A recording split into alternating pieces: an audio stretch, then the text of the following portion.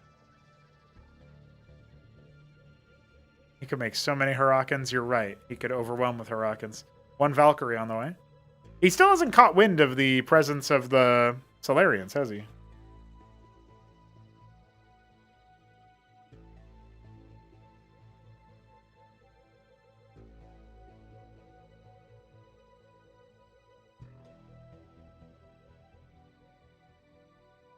Do I even have a Jamboree to cast? I thought I cast.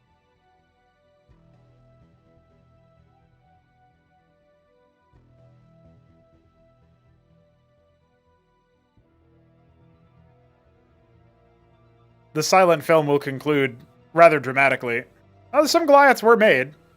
Madrigals are trying their best, but God, we just right-clicks them.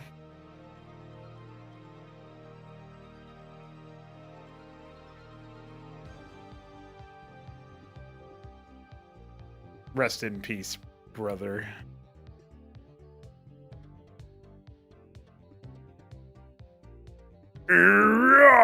That was the Ascension sound effect. And then we get from the mines. There you go. The Unburrow and then the go for it. And then you have the Watchdog, right? Ow, ow, ow, ow, ow, ow, ow. GG.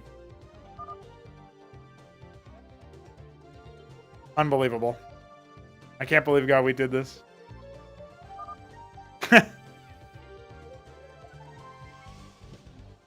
I sped up thinking that was the end of the replay. Okay, it is. Well, he did kind of have the right idea with the Madrigals.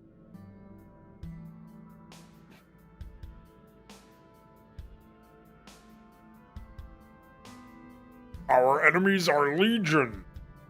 Wait, never mind. We killed them all. Unbelievable scenes here. Unbelievable scenes. Well, lads, we managed to cast a match between Godwheat and Sausage. It was a real barn burner. I was not expecting it to go that way. But that does set us up for our next phase of this operation, which I will helpfully show to you now, because I am cool like that. So this is everything all dialed in. And this means that these are our quarterfinals matchups. I will put this in a video way later on. And that is all I will show you for now. But it's going to be a good one. It's going to be a banger. You know what's really good? You know what's really good? Nebline versus Shambler. I think that's really good. That's probably the marquee matchup of the quarterfinals. Godwheat's going to watch Sausage versus Shopkeeper Dog because he wants to see Sausage get annihilated, of course. But I think everything else... Are you tuning in for anything else? I don't know. I don't know. Another grudge match. Yeah, we went from grudge match between Godwheat and Sausage to the grudge match between Neblime and the Shambler. It's not... Is it a grudge? Probably the wrong word, but, you know. Close enough. It'll work. It'll do the job. So that is a wrap on that. And yeah, tomorrow is the last TikTok going to be uploaded tomorrow. So enjoy that while it was here. It's over. But then after that, we're going to be doing Wednesday and onward is going to start our tournament coverage. Wednesday's upload will be today's cast. So then you'll see the tournament uploads for everything else. Friday is when the one that hasn't been seen yet will be uploaded. And then, yeah, so Sunday is when you'll see the first quarterfinal cast, if you're curious. There you go. There you go. And of course, I'll be back with like more streams and stuff in between then. I will let you guys know what's going on tomorrow. Probably tomorrow. I think I'll probably be able to do another stream, but we'll see. Always looking to pump up the funding for our show matches. Streamlabs.com/Pronago if you want to support that. Shout out Godwheat for the $10 earlier. Do appreciate it, buddy. And earlier today, way before even the stream started, we had Doglive send in, I think it was like 26. Pretty good stuff there. Getting closer and closer. We are $30 away from the full funding. And if we get $20 more on top of that, we will be able to rope in a third pro players or one of them groups where it's like a battlement stage where it's, you know, winners stay on. I like that. I think that's cool. You know what? It just occurred to me that we could do a group stage style show match where it's, you know, they all stay on. If they have the time and they are interested, we could do an additional $10 of fundraising and then have an FFA, and the winner of that match, I guess it'd be $15, right? So it'd be like winner of the FFA gets 10 and the second place guy gets 5. You know what I mean? So it's not much, but at least there's some incentive to stay in the game afterwards. I think that's kind of cool.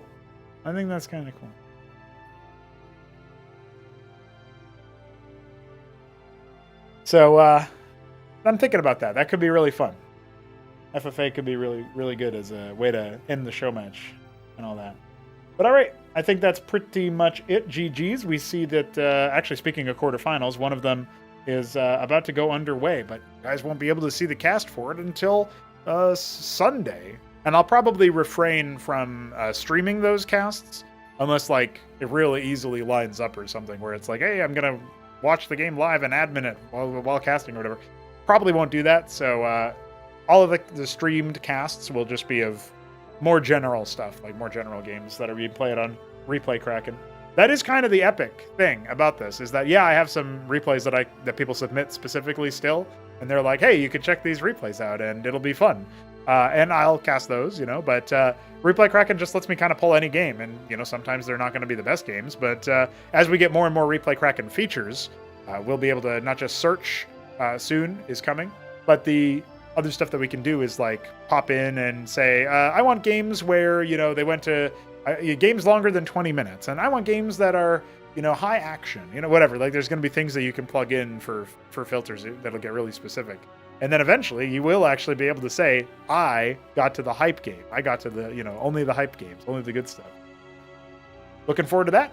Thanks for hanging out, guys. GG.